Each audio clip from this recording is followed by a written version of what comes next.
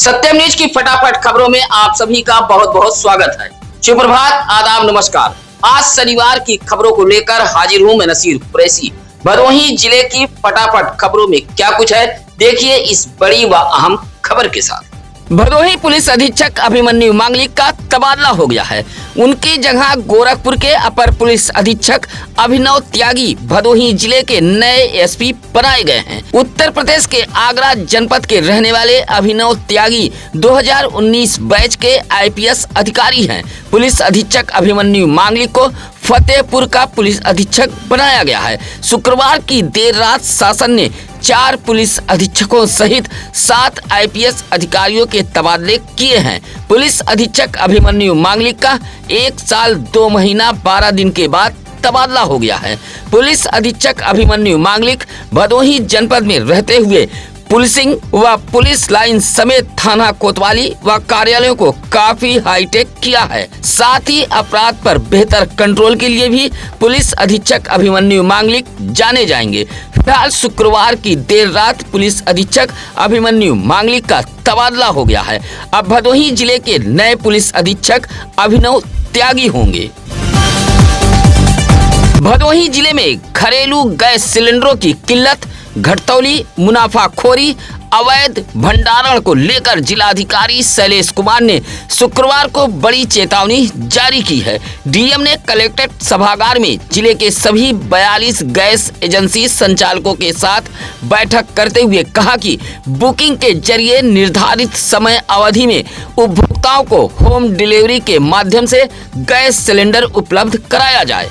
DM ने साफ शब्दों में कहा है कि भदोही जिले में ईंधन आपूर्ति को लेकर किसी भी प्रकार की समस्या नहीं है। जिस तरह पूर्व में उपभोक्ताओं को रसोई गैस सिलेंडर मिलते थे उसी तरह एजेंसी से मिलते रहेंगे। बैठक में एजेंसी संचालकों के साथ खाद्य रसद विभाग पूर्ति निरीक्षक भी मौजूद थे। डीएम ने चेतावनी देते हुए कहा कि घरेलू गैस सिलेंडरों में घटतौली, मुनाफाखोरी व अवैध भंडारण हुआ तो कठोर कार्रवाई की जाएगी। कहा कि भदोही जिला प्रशासन ईंधन आपूर्ति सुनिश्चित कराने के लिए पूरी तरह तैयार है। भदोही जनपद में रमजान मुबारक के मौके पर अलविदा जुमा की नमाज सकुशल संपन्न हो गई। रमजान के आखिरी जुमे को लेकर भदोही जनपद पुलिस भी पूरी तरह मुस्तैद रही। खुद जिलाधिकारी शैलेश कुमार, पुलिस अधीक्षक अभिमन्यु मांगलिक घुसियां पहुंचे थे, जबकि भदोही शहर में अपर पुलिस अधीक्षक शुभम अग्रवाल, भदोही सीओ अशोक मिश्र समेत जिले भर में खुफिया विभाग की टीम भी पूरी तरह अलर्ट नजर आई। भदोही जिले के गोपीगंज, ज्ञानपुर, घोसियां, खमरिया मोड़, नई बाजार, दुर्गागंज, अभोली, चौरी, सुरियामा, देवनाथपुर, औराई, कोयरौना, ऊज, पियरोपुर, जंगीगंज जैसे इलाके की मस्जिदों में निर्धारित समय के बीच अलविदा जुमा की नमाज संपन्न हुई है। अलविदा की नमाज पढ़ने के बाद मुस्लिम बंधु एक दूसरे को बधाई देते भी देखे गए। नमाजियों ने भी सुरक्षा के निर्देशों का पूरी तरह पालन किया है। फिलहाल अलविदा जुमा को लेकर पुलिस फ्लैग मार्च भी करते देखी गई।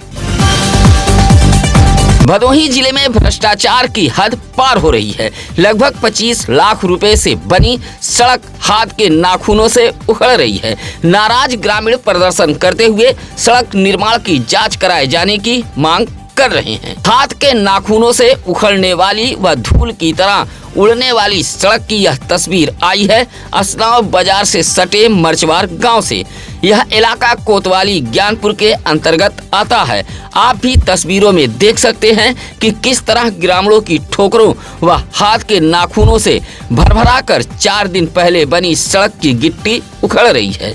मर्चवार के ही भौरहवा बिंद बस्ती के रहने वाले अशोक कुमार, दिनेश कुमार बिंद, शिवराज बिंद, तुलसीराम बिंद, राजा राम जैसे ग्रामीणों ने बताया कि पीपर गांव प्रधानमंत्री रोड से होते हुए भौरहवा बिंद बस्ती तक 700 मीटर रोड के मरम्मत का काम कराया गया है। भ्रष्टाचार की भेंट चढ़ी सड़क को लेकर प्रदर्शन करते हुए ग्रामीणों के मुताबिक यह सड़क 24,33,000 रुपए की लागत से बनवाई गई है, जो हाथ के नाखूनों से उखड़ रही है और इसकी गिट्टी पैर की ठोकरों से उड़ रही है।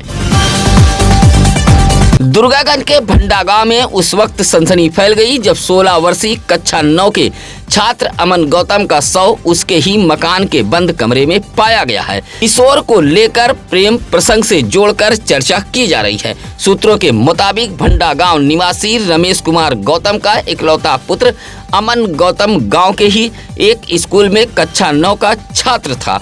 दोपहर बाद अमन गौतम अपने कमरे में चला गया और अंदर से दरवाजा बंद कर लिया। शाम 5 बजे तक जब वह कमरे से बाहर नहीं निकला तो परिजनों ने आवाज देते हुए दरवाजा खटखटाने लगे। अंदर से कोई जवाब नहीं मिला। शंका होने पर दरवाजा तोड़ा गया तो नजारा देख सभी के पैरों तले जमीन खिसक गई और चीख पुकार मच गई थी। फौरन इस बात की जानकारी पुलिस को दी गई। दलबल के साथ प्रभारी निरीक्षक मनोज कुमार व फॉरेंसिक टीम मौके पर पहुंची थी। फिलहाल दुर्गागंज पुलिस ने शव को कब्जे में लेकर पोस्टमार्टम हेतु भेज दिया है। भदोही जिले का मुख्य चिकित्सा अधिकारी कार्यालय पिछले कुछ समय से भ्रष्टाचार की आंच पर तप रहा है। सीएमओ डॉक्टर संतोष कुमार चक अपने चहेते आउटसोर्सिंग कर्मियों को अधिकारी बनाकर ऑफिस में बैठाया गया है। सीएमओ की तैनाती के बाद से ही माना जा रहा है कि कार्यालय जातिगत राजनीतिक बंटवारे की वजह से स्वास्थ्य विभाग कई खेमों में बंट गया है, जिससे चिकित्सा व्यवस्था पर नकारात्मक प्रभाव पड़ रहा है। सीएमओ ने अपने ऑफिस में स्टोनो जैसे मलाईदार पद पर एक आउटसोर्सिंग कर्मी को तैनात किया है, जहां झमाझम धनवर्षा होती है। इसी तरह जिला अस्पताल ज्ञानपुर में तैनात एक आउटसोर्सिंग कर्मी को हॉस्पिटल पंजीकरण PCPNDT अल्ट्रासाउंड कार्यालय की कुर्सी पर बैठाया गया है। भदोही शहर के महाराजा बलवंत सिंह राजकीय अस्पताल में आउटसोर्सिंग के पद पर तैनात एक कर्मी को सीएमओ ने अपने ऑफिस में मेडिकल रीमेडिकल जैसे कार्यालय की महत्वपूर्ण जिम्मेदारी दी गई है, ताकि ऊपरी आमदनी पर मजबूत पकड़ बनाई जा सके। फिलहाल पिछले कुछ दिनों से सीएमओ कार्यालय आउटसोर्सिंग कर्मियों सहित अलग अलग मामलों को लेकर सुर्खियों में है। दुर्गागंज के गड़ौरा गांव में थार सवारों ने क्षेत्र पंचायत सदस्य सुभाष चंद्र उर्फ पिंटू कुमार की जबरदस्त कुटाई कर दी है। कुटाई से सुभाष चंद्र उर्फ पिंटू कुमार को गंभीर चोटें आई हैं।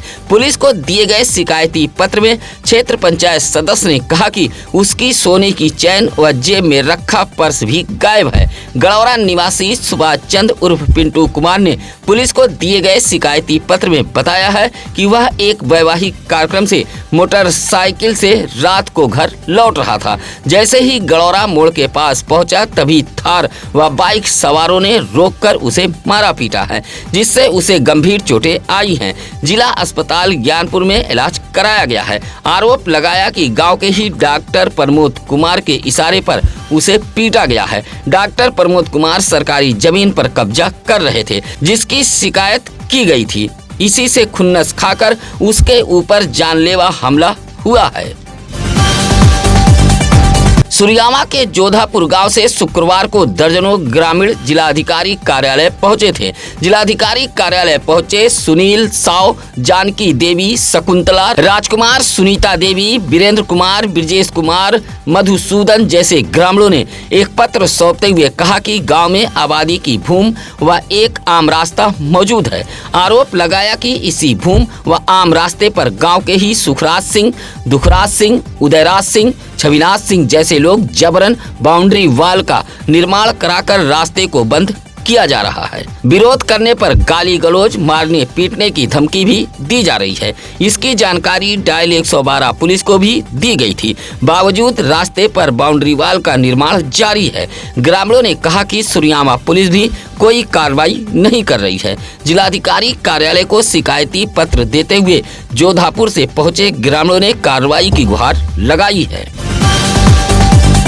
भदोही शहर के जमुन मोहल्ले में अलविदा जुमा के मौके पर सामूहिक रोजा इफ्तार पार्टी का आयोजन कराया गया था। इस रोजा इफ्तार पार्टी में हिंदू मुस्लिम दोनों समुदाय के लोगों ने शिरकत करते हुए आपसी भाईचारा व गंगा जमुनी तहजीब का संदेश दिया है, जहां बड़ी संख्या में रोजेदार भी शामिल हुए थे और मगरिब की अजान होते ही रोजा खोला गया। इस दौरान जमुन मोहल्ले के भावी सभासद प्रत्याशी अकील खान ने कहा कि इस तरह के आयोजन से आपसी आपसी सौहार्द व भाईचारा बढ़ता है। मोहल्ला जमुन में अलविदा जुमा के मौके पर आयोजित इस रोजा इफ्तार पार्टी में पहुंचे लोगों ने मुल्क में अमन, चैन, तरक्की और आपसी भाईचारे के लिए दुआएं मांगी। इस मौके पर समाजवादी पार्टी के भदोही नगर महासचिव हरिचंद सरोज समेत जुबेर खान, फैयाज खान, आमिर अंसारी, साजिद अंसारी जैसे तमाम जमुन मोहल्ले के लोग भी मौजूद थे।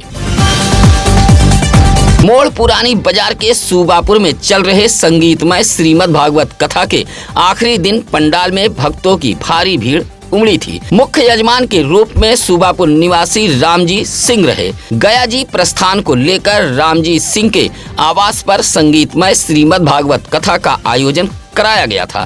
पूरे धार्मिक कार्यक्रम को कुल पुरोहित पंडित बाल गोविंद पांडे ने संपन्न कराया है। शुक्रवार को कथा विराम, पूर्ण आहुति एवं हवन के मौके पर श्रद्धालुओं की भारी भीड़ उमड़ी थी। काशी से पधारे कथावाचक आचार्य चंद्रदेश्वर जी महाराज द्वारा कथा कही जा रही थी। इस मौके पर जयनाथ सिंह, अशोक सिंह, श्यामू सिंह, संतोष सिंह आदि मौजूद रहे। गोपीगंज के झिलिया पुल के उत्तरी सर्विस रोड पर तेज रफ्तार अज्ञात वाहन ने बाइक सवार को टक्कर मार दी है। हादसे में लालापुर जखाव निवासी 35 वर्षीय धन्नू यादव नामक बाइक सवार गंभीर रूप से घायल हो गया है। आनन फानन में सीएससी गोपीगंज लाया गया था, जहां हालत गंभीर होने पर डॉक्टरों ने रेफर कर दिया था। बताया जाता है कि धन्नू यादव बाइक से झिलिया पुल के राष्ट्रीय राजमार्ग उत्तरी पटरी के सर्विस रोड से होते हुए अमवा की तरफ जा रहे थे, जहां सर्विस रोड के कट पॉइंट के पास अज्ञात 4 पहिया वाहन ने टक्कर मार दी, जिससे यह हादसा हुआ था। आसपास के लोगों की मदद से घायल को सीएससी गोपीगंज भेजा गया था। सूचना पर परिजन भी पहुंच गए थे, जहां प्राथमिक उपचार के बाद डॉक्टरों ने रेफर कर दिया था। भदोही जिले में शुक्रवार को लोक अदालत के जनक, पूर्व राज्यसभा सदस्य व दलित पिछड़ों के महानायक बाबू शिवदयाल चौरसिया की जयंती जगह जगह मनाई गई है। ज्ञानपुर के कंसापुर में मौजूद समाजवादी पार्टी के जिला कार्यालय व भदोही शहर के इंदिरा मिल पर मौजूद जीवन धारा हॉस्पिटल के परिसर में अपना दल यश के कार्यालय में जयंती मनाई गई है।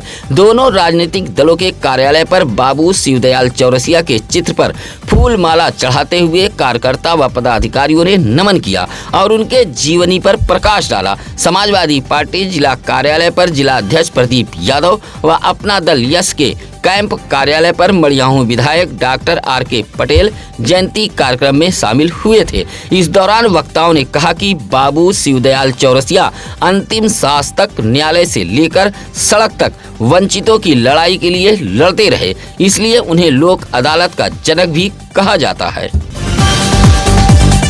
रमजानुल मुबारक के मुकद्दस महीने में अल्लाह के कलाम को तरावी नमाज में सुनने और सुनाकर मुकम्मल होने का सिलसिला जारी है।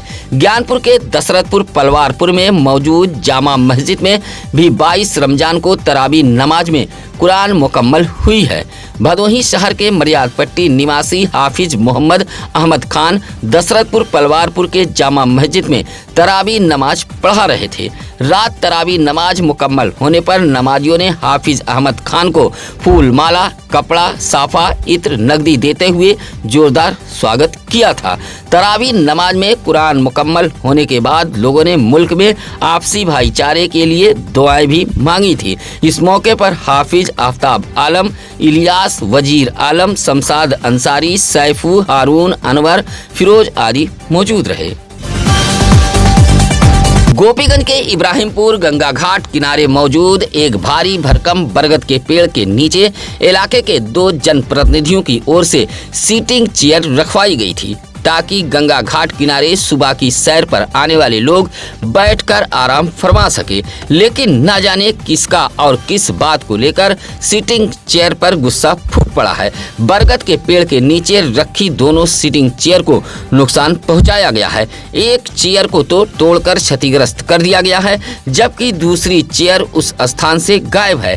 इलाके के आशीष कुमार, विजेंद्र सरोज, रमेश भारतीय, दीपक बिंद ने बताया कि सुबह जब वह सैर के लिए निकले तो देखा कि इब्राहिमपुर के गंगा घाट किनारे बरगद के पेड़ के नीचे रखी सीटिंग चेयर टूटी और गायब थी। यह अराजक तत्वों की करतूत बताई जा रही है। इलाके के लोगों ने इसी स्थान पर दूसरी चेयर रखवाए जाने की मांग की है।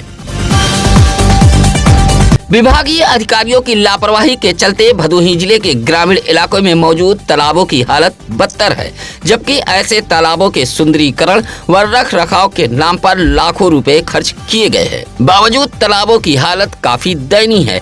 कहीं सूखे तालाब में धूल उड़ रही है तो कुछ तालाब गंदगी व कीचड़ से पटे पड़े हुए हैं। पानी भी सूख चुके हैं। आपके स्क्रीन पर चल रही गोपीगंज के अमवा, दुर्गागंज के शेरपुर, गोपलहा व सुरियामा के भात नेवादा जैसे इलाके से आई यह तस्वीर तालाबों की रख रखाव पर सवाल खड़ा कर रही है। जबकि प्रधानमंत्री नरेंद्र मोदी द्वारा जल संरक्षण की पहल को लेकर अमृत सरोवर अभियान शुरू कराया गया था, जिसका मकसद था कि तालाब का निर्माण व जीर्णोद्धार कर उसे सजाया व संवारा जा सके, साथ ही पशु पंछी आसानी से पानी भी पी सके। लेकिन भदोही जिले में तालाबों की हालत पूरी तरह बदतर है। भूजल पुनः भरण जैसा अभियान भदोही जिले में औंधे मुंह गिर गया है। ज्ञानपुर के काशी नरेश राजकीय स्नातकोत्तर महाविद्यालय में आयोजित 2 दिवसीय रोजगार मेले का शुक्रवार को समापन हो गया। नगर विकास एवं ऊर्जा मंत्री व भदोही जिले के प्रभारी मंत्री AK शर्मा ने रोजगार मेले का समापन किया है। रोजगार मेले में कुल 83 कंपनियां पहुंची थी, जहां 960 अभ्यर्थियों को ऑफर लेटर दिए गए हैं। प्रभारी मंत्री AK शर्मा, जिलाधिकारी शैलेश कुमार, पुलिस अधीक्षक अभिमन्यु मांगलिक व जिला पंचायत अध्यक्ष अनुज त्रिपाठी ने कुछ अभ्यर्थियों को अपने हाथों से ऑफर लेटर सौंपा था। 2 दिवसीय रोजगार मेले में कुल 4000 युवा अभ्यर्थियों ने शिरकत की थी। ऑफर लेटर पाकर अभ्यर्थियों के चेहरे पर मुस्कान देखी गई। सुरियामा के भटेवरा गांव में मुस्लिम युवाओं ने रोजा इफ्तार का आयोजन किया था। अलविदा जुमा को लेकर गांव की मस्जिद के बाहर आयोजित रोजा इफ्तार पार्टी में भटेवरा गांव के बूढ़े बुजुर्ग, बच्चे, जवान जैसे तमाम रोजेदार पहुंचे थे। जहां मस्जिद के मुअज्जिम अली रजा ने जैसे मगरिब की अजान दी, वैसे ही लगभग 300 रोजेदारों ने एक साथ शरबत खजूर से रोजा खोला। उसके बाद सभी रोजेदारों ने मुस्लिम युवाओं द्वारा इंतजाम किए गए बिरयानी, दही, फल पकौड़ी, पापड़ जैसे लजीज व्यंजनों को भी चखा था। सुरियामा के भटेवरा गांव में मस्जिद के बाहर आयोजित रोजा इफ्तार पार्टी में रोजेदारों ने देश प्रदेश में आपसी भाईचारा, अमन, तरक्की, भदोही जिले के कारोबार व लोगों के बेहतर स्वास्थ्य सेहत के लिए दुआएं भी मांगी थी। इस मौके पर साहिब आलम, सिफ्ते हसन, मोहम्मद असलम, मोहम्मद गौस, शक्लैन अहमद सहित रोजेदारों की सेवा के लिए तमाम लोग मौजूद रहे।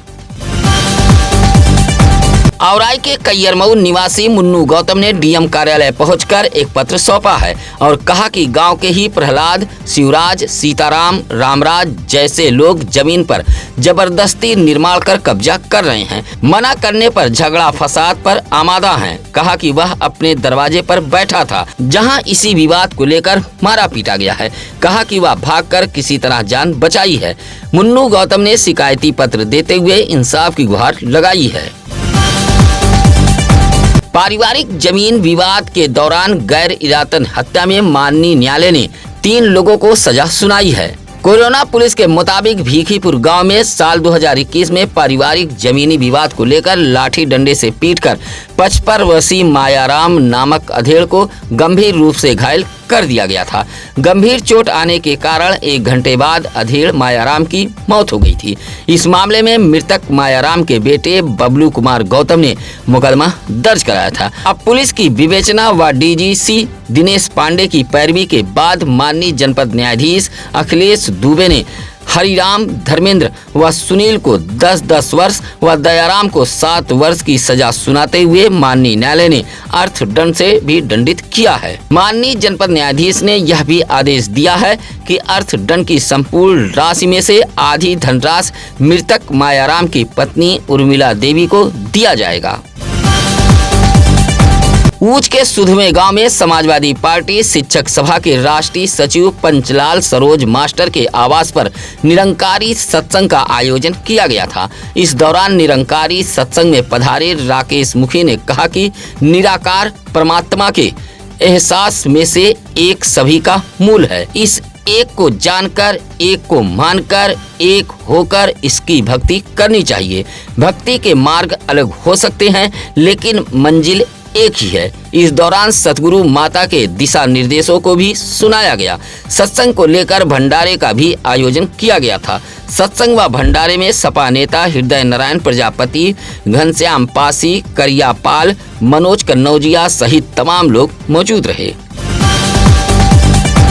2 साल की आरूही सिंह का जन्मदिन मनाते हुए लोगों ने खूब आशीर्वाद के साथ ढेरों उपहार भेंट किए हैं। ज्ञानपुर के पूरे गोसाईदासपुर गांव निवासी भानु प्रताप सिंह, संध्या सिंह की बेटी आरूही सिंह का जन्मदिन केक काटकर मनाया गया और लोगों ने लंबे उम्र की कामना की है। जन्मदिन कार्यक्रम में मौजूद शिवम सिंह, सुजीत सिंह, पिंटू सिंह, संजय सिंह, रुद्राक्ष सिंह, आदित्य सिंह जैसे लोगों ने जन्मदिन का केक चखते हुए आरूही सिंह को कपड़ा, खिलौना, चॉकलेट, नगद उपहार देते हुए उज्जवल भविष्य की कामना की है।